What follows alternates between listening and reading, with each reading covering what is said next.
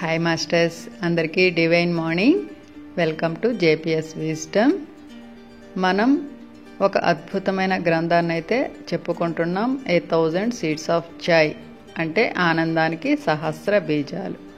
నిన్న మనం మొదటి ఎపిసోడ్లో శూన్యం అనంతమైన ఉనికి, ఇందులో సరస్వతీదేవి మనకి చాలా అద్భుతమైన విషయాలను అయితే తెలియజేశారు. అయితే మనం ఒక జ్ఞానాన్ని అందుకుంటున్నప్పుడు శ్రవణం ద్వారా కానీ లేదా చదవటం వల్ల కానీ ఎంతో శ్రద్ధగా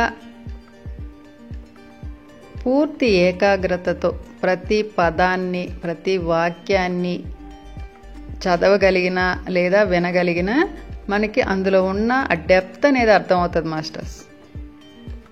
ఎందుకంటే ధ్యానం అనేది థియరీ అయితే జ్ఞానం అనేది ప్రాక్టికల్.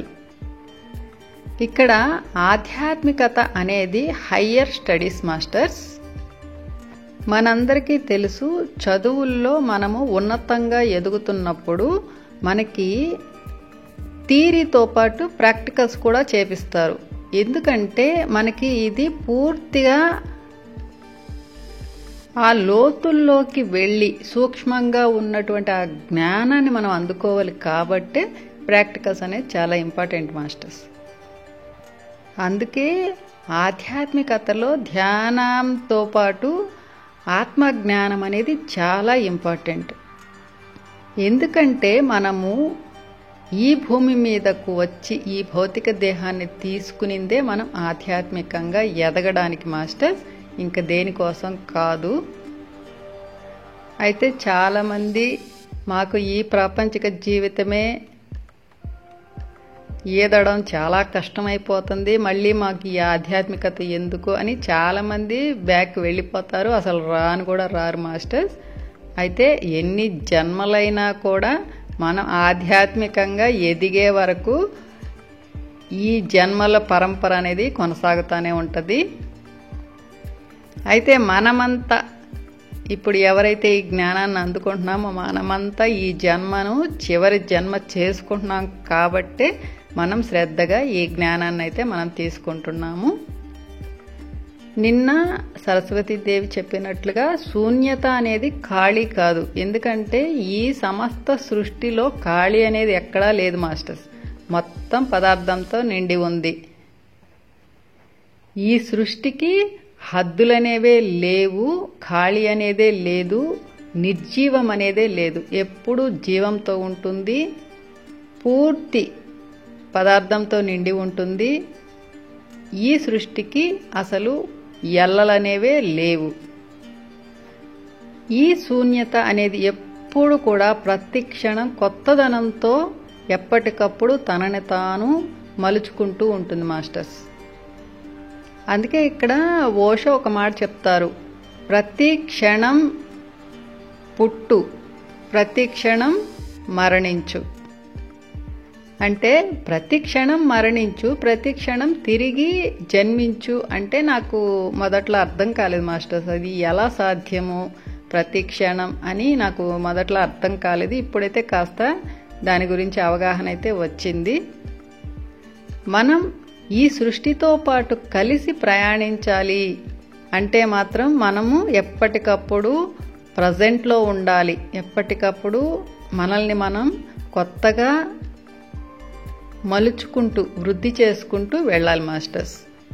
అందుకే పత్రి సార్ ఏం చెప్తారంటే, మీరు క్షణంలో 1000వ వంతు అంటే ఇంకా మిల్లీ సెకండ్ అయినా కూడా మీరు వేస్ట్ చేశారు అంటే మిమ్మల్ని కాలసర్పం కాటు వేస్తుంది అని చెప్పారు. అంటే ఎలా అంటే ఇప్పుడు మనము స్నేక్స్ అండ్ లాడర్స్ గేమ్ ఉంది కదా, ఆ గేమ్లో ఏమాత్రం మనము అవేర్గా ఉంటే అక్కడ ఆ పాము అనేది మింగేస్తుంది, మళ్ళీ కిందకు వచ్చి పడిపోతాం. అంటే నిచ్చెన ఎక్కుతుంటాము, మళ్ళీ పాము నోట్లు పడి కింద పడిపోతుంటాం అన్నమాట. ఈ ఆధ్యాత్మిక జీవితం కానీ ప్రాపంచిక జీవితం అనేది కూడా అంతే మాస్టర్స్. మనకి మన యొక్క ఆత్మ ప్రయాణం అనేది ఎప్పుడు కూడా ఈ స్నేక్స్ అండ్ ల్యాడర్స్ ఆ గేమ్ లాగే ఉంటుంది మాస్టర్స్. ఏమాత్రం మనము ఎరుకను కోల్పోయామంటే మాత్రం మనం ఎక్కడికో పడిపోతాం. అందుకే మనకు ప్రతి క్షణం చాలా విలువైనది. ఇంతటి అద్భుతమైన విలువైన సమయాన్ని మనలో ఉన్న అహం అనే పాము ఎప్పటికప్పుడు మింగేసి మనల్ని కింద పడేస్తూ ఉంటుంది మాస్టర్స్. అందుకే మనము చాలా ఎరుకతో ఉండాలి. అదే నిన్న దేవి సరస్వతి కూడా మనకు చెప్పినటువంటి విషయాలు. ఈరోజు మనం సెకండ్ ఎపిసోడ్ అనంతమైన ఆత్మభావాలు దీని గురించి తెలుసుకుందాం మాస్టర్స్. ఆనంద ఆత్మభావాలను గురించి మన సంభాషణను కొనసాగిద్దామా?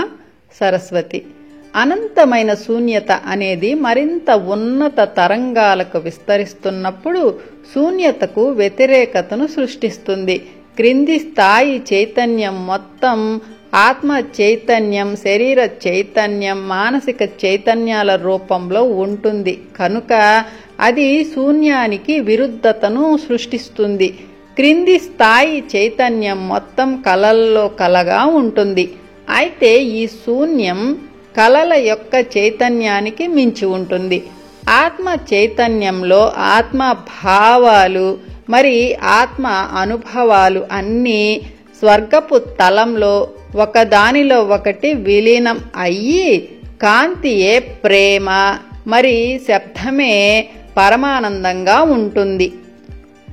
భౌతిక తలంలో ఆత్మ భావాలు మరి శరీర అనుభూతుల మధ్య విభజన ఏర్పడుతుంది.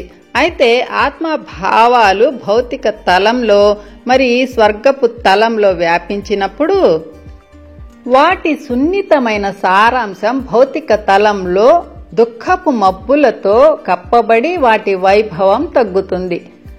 ఆనందమూల శకలాలు బద్దలై శూన్యం నుంచి సృష్టి మొదలైనప్పటి నుంచి ఇది ఆత్మ యొక్క మొదటి భావన. కాంతికి రంగులు ఏ విధంగా ఉంటాయో పరమానందానికి ఆత్మ భావాలు ఆ విధంగా ఉంటాయి. కాంతి కనిపించినప్పటికీ దానిలో రంగుల యొక్క అన్ని పౌనఃపున్యాలు ఉంటాయి. శారీరక, మానసిక మరి ఆత్మ తలాల్లో పరమానందానికి 1000 బీజాలుల శూన్యత నుంచి ఆత్మభావాలు ఉద్భవిస్తాయి. మానసిక మరి శారీరక తలాల్లో శూన్యతను పరిమితంగా అనుభూతి చెందినప్పుడు ఆత్మభావాలు కూడా పరిమితంగానే సృష్టించబడతాయి. శరీరం మరి మనస్సు యొక్క పరిమితులను మించి మనం అనంతమైన శూన్యాన్ని అనుభూతి చెందినప్పుడు ఆత్మ అనుభవాల నుంచి అనంతమైన ఆత్మభావాలు ఏర్పడతాయి. ధ్యానం అనేది మన మనస్సు మరి శరీరాన్ని భౌతిక తలంలో కూడా దాటి వెళ్లేందుకు సహాయపడుతుంది.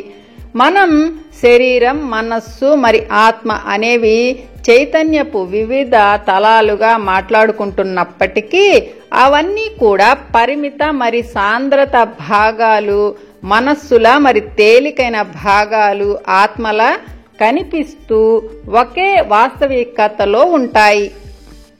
శరీరం మరి ఆత్మ వేరుగా ఉన్నాయన్న భ్రాంతిని మన మనస్సు కలిగిస్తుంది. మనస్సు అనేది శరీరంలోకి మరి ఆత్మలోకి విలీనం అయిపోయి ఆత్మ భావాలను అనుభూతిని విస్తరిస్తుంది. ఉచ్ఛ్వాస మరి నిశ్వాస మధ్యలోని ఆ సున్నితమైన క్షణాల్లో ఆత్మ ఆనంద మూలాలను అనుభూతి చెందుతుంది. ఇది అనంతమైన విశ్వానికి మరి పూర్ణాత్మకు ద్వారాన్ని తెరుస్తుంది. ఆనంద మూలం స్వర్గాల్లో ఉన్నతమైన వాటిని సృష్టిస్తుంది. వాటిని స్వచ్ఛమైన ఆధ్యాత్మిక ప్రదేశాలు అని అంటారు. ఉన్నత స్థాయి నుంచి చైతన్యం క్రింది స్వర్గాలకు, అక్కడ నుంచి భౌతిక తలాలకు వచ్చినప్పుడు ఆత్మ భావాల అనుభూతి కొంచెం కొంచెంగా అనంతం నుంచి పరిమితత్వానికి తగ్గుతూ ఆనందం, ప్రేమ, స్వేచ్ఛ, ప్రశాంతత, జ్ఞానం, సృజనాత్మకత, పరమానందం, కరుణ, సమతుల్యత, సమానత్వం, నిశ్శబ్దత, సంతోషం, సమృద్ధి, ప్రేరణ, అంకిత భావన, జాలి, ఓర్పు, ధైర్యం, భద్రత, వినయం, వివేచన, ఏకాంతం, సరళత, సానుభూతి, అంతర్దృష్టి, క్షమాగుణం, దయ, నమ్మకం, ఆశ, పోషణ, స్పష్టత, విశ్వాసం, దాతృత్వం, ఆసక్తి, సున్నితత్వం, బాధ్యత, నిజాయితీ, బలం మొదలైనవన్నీ అనుభూతి చెందుతారు. ఆనంద. మీరు చెప్పిన ఈ ఆత్మ అనుభూతులన్నీ కొంచెం కొంచెం తగ్గుతూ వస్తాయని మీరు సూచిస్తున్నారా? సరస్వతి. ఆత్మ సహజ భావాలైన నమ్మకం మరి భద్రత అనేవి పరిమితం కాని ఆనందం మరి ప్రేమ అనేవి అనంతమైనవి. వీటికి మన మనస్సులో ప్రత్యేకమైన క్రమం అంటూ ఏమీ లేదు. ఇవన్నీ చైతన్యపు తలంలో ఆత్మ అనుభవించే శూన్యతను తెలియచెప్పడానికి ఉపయోగించే చిన్న చిన్న మాటలు. ఆత్మ భావాలను చెప్పడానికి కొన్ని భాషల్లో ఎక్కువ పదాలు ఉంటాయి, కొన్ని భాషల్లో తక్కువ పదాలు ఉంటాయి. కొన్ని ఆత్మ భావాలు కొన్ని సంస్కృతుల్లో చాలా అర్థవంతంగా ఉంటాయి. అదేవిధంగా వివిధ రకాల మనుష్యులు ఆత్మ భావాలను వివిధ లోతుల్లో అనుభూతి చెందుతుంటారు. మాటల్లో చెప్పలేని మనం మాట్లాడుకుంటున్న ఈ ఆనంద మూలం అన్ని ఆత్మ భావాల్లో ఉంటుంది. కొంతమంది ఈ ఆనంద మూలం ప్రేమ ద్వారా పొందినప్పుడు వారు దాన్ని ఆదిమ ప్రేమగా చెప్తారు. కొంతమంది స్వేచ్ఛ ద్వారా మూలాల నుంచి లభించిన ఆనందాన్ని పొందినప్పుడు వారు దాన్ని ఆదిమ స్వేచ్ఛగా చెప్తారు. అదేవిధంగా ప్రశాంతత ద్వారా అనుభూతి చెందినప్పుడు దాన్ని ఆదిమ ప్రశాంతత అని అంటారు. ఆధ్యాత్మికంగా ఎదిగినప్పుడు వివిధ ఆత్మ భావాలన్నీ కలిసి మానవుని మనస్సుకు అందనటువంటి అద్భుతమైన విస్తారమైన మరి నూతన ఆత్మ భావాలుగా మారుతాయి. పూర్తి దివ్య జ్ఞానం పొందిన తరువాత ఆత్మ భావాలన్నీ కలిసి మాటల్లో వర్ణించలేనటువంటి ఒకే రకమైన ఆదిమ స్థితిగా అంటే శూన్యంగా మారుతాయి. ఆనంద. ఇతర ఆత్మ భావాల కన్నా ఆనంద మూలాల గురించి మీరు ఎందుకు మరీ చెప్తున్నారు? సరస్వతి. ఎందుకంటే ఆనందం అనేది ప్రతి ఆత్మ భావన యొక్క తరంగాలను పెంచి వాటిని విస్తారమైన మరి నూతనమైన ఆత్మ భావాలుగా మారడానికి అనుమతిస్తాం. పదాలకు ప్రత్యేకమైన అర్థం లేకుండా వివిధ ఆత్మ భావాలు అన్నీ కలిసి ఏకమవుతాయి. ఆనంద. ఆహా, ఈ నూతనమైన మరి విస్తారమైన ఆత్మ భావాల గురించి మరింత తెలియజేస్తారా? సరస్వతి. ఆత్మ యొక్క భౌతిక తలంలోని ప్రయాణం దివ్య జ్ఞానం పొందని స్థితిలో ఈ ఆత్మ భావాలను శరీరంతో ఎంతవరకు అనుభూతి చెందాలన్న పరిమితులను కలిగిస్తుంది. ఆధ్యాత్మిక తలాల్లో ఈ పరిమితులు ఉండవు కాబట్టి అనంతమైన మరి విస్తారమైన ఆత్మ భావాలను అనుభూతి చెందగలరు. ఉదాహరణకు ప్రేమ, స్వేచ్ఛ మరి శాంతి కూడా ఆధ్యాత్మిక తలంలో ఏకకాలంలో అనంతంగా అనుభూతి చెందుతున్నారనుకోండి. ఈ ఆత్మ భావాల మధ్య ఉన్న ఏకత్వం పెరిగి క్రమంగా శూన్యంలోకి కలిసిపోతుంది. భౌతిక జన్మల మధ్యలో ఆత్మ ఆధ్యాత్మిక తలాలకు ప్రయాణిస్తుంది. ఆ సమయంలో అది విశ్రాంతి తీసుకొని ఈ అద్భుతమైన ఆత్మ భావాల పోషణలో తిరిగి ఉత్తేజం అవుతుంది. అన్ని ఆత్మ భావాల్లో ఆనందపు మూలం ఉంటుందని ఇంతకుముందు మీరు చెప్పారు. ఇది ఎల్లప్పుడూ నిజమా? ఉదాహరణకు మనం ప్రేమించే వాళ్ళు బాధపడినప్పుడు మనకు బాధ ఉండదా? మన లోపల దాగి ఉన్న పరిష్కారం లేని బాధల వల్ల ప్రేమించిన వాళ్ళు బాధపడుతున్నప్పుడు మనకు కూడా బాధ అనిపిస్తుంది. ఎవరైతే అన్ని బాధల నుంచి విముక్తులు అవుతారో వాళ్ళు ఇతరులు బాధపడేటప్పుడు తాము బాధకు గురికారు. అటువంటి జీవులు అన్ని ఆత్మ భావాల్లో ఆనందపు అనుభూతి చెందుతారు.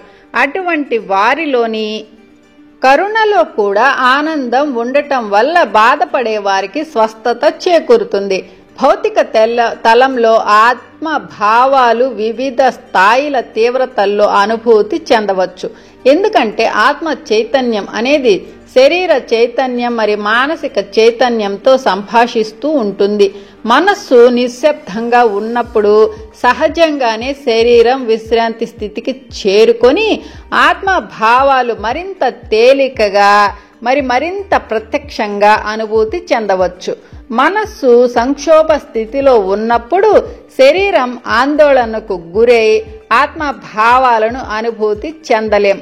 ఎందుకంటే మనస్సు యొక్క విభజన అంశాల వల్ల బాధాకరమైన శరీర అనుభూతుల వల్ల ఆత్మభావాలు కప్పబడి ఉంటాయి.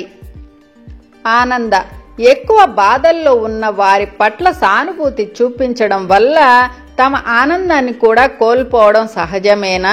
ఉదాహరణకు ఎవరైనా స్నేహితులు వారి ప్రియమైన వారిని కోల్పోయి బాధలో ఉన్న పరిస్థితిలో ఏం చేయాలి?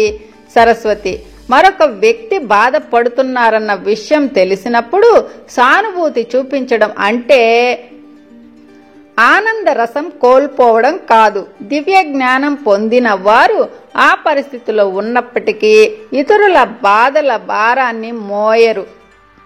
నిజమైన సానుభూతి ఇతరులపై ఆధారపడటాన్ని సృష్టించదు.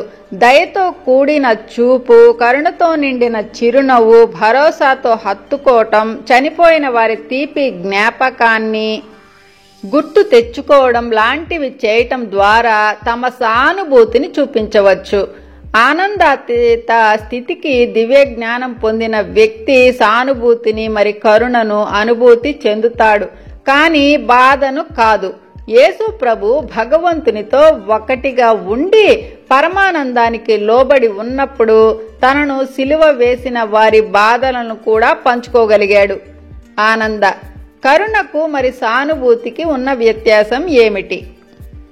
సరస్వతి సానుభూతి కరుణలోకి కరిగి కరుణ మహాసముద్రంలా మారుతుంది.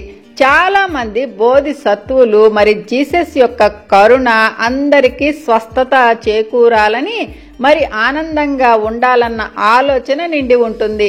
సానుభూతి అయినా లేదా కరుణ అయినా వాటి స్వచ్ఛమైన స్థితిలో ఉన్నప్పుడు బాధ అనేది ఉండదు. ఎవరైనా తమ బాధను ఈ అనుభూతుల్లో చూపించవచ్చు. మదర్ తెరిసా గురించి ఆలోచించండి. నిరాశ్రయులైన పేదవారైన భారతీయులకు సేవ చేసేటప్పుడు తాను బాధపడిందా? ఆమె ఆత్మకు ఈ శరీరంలో ఉన్న చివరి సమయం కూడా జీసస్ భగవంతుని పట్ల ఆమెకు ఉన్న విశ్వాసం వల్ల తనకే కాకుండా తన చుట్టూ ఉన్న వారికి కూడా స్వస్థత కలిగించి తన జీవితం ఆఖరి దశలో ఉన్నప్పుడు కరుణ, శాంతి, దయ, క్షమాగుణం, కృతజ్ఞత స్వేచ్ఛని అనుభూతి చెందుతున్నప్పుడల్లా తన లోపల నుంచి మాటల్లో చెప్పలేనంత ఆనందాన్ని అనుభూతి చెందింది. ఆనంద గడిచిన కాలంలోని ఆనందపు క్షణాల కోసం యాచించినప్పుడు బాధ మాత్రమే మిగులుతుంది. అంటే ఆనందం కూడా యాచనను సృష్టిస్తుందా?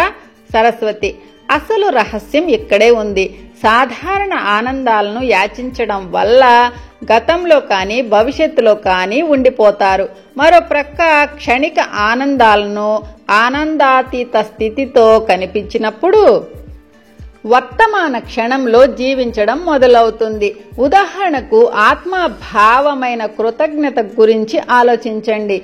అందులో ఆనందాతీత స్థితి ఉంది. గతాన్ని యాచించడం కాకుండా కృతజ్ఞత భావంతో ఉంటే వర్తమాన క్షణానికి తిరిగి రావచ్చు. కాబట్టి గడిచిన కాలపు ఆనందాల వల్ల, జ్ఞాపకాల వల్ల బాధ రాదు. వాటిని యాచించడం వల్ల బాధ వస్తుంది.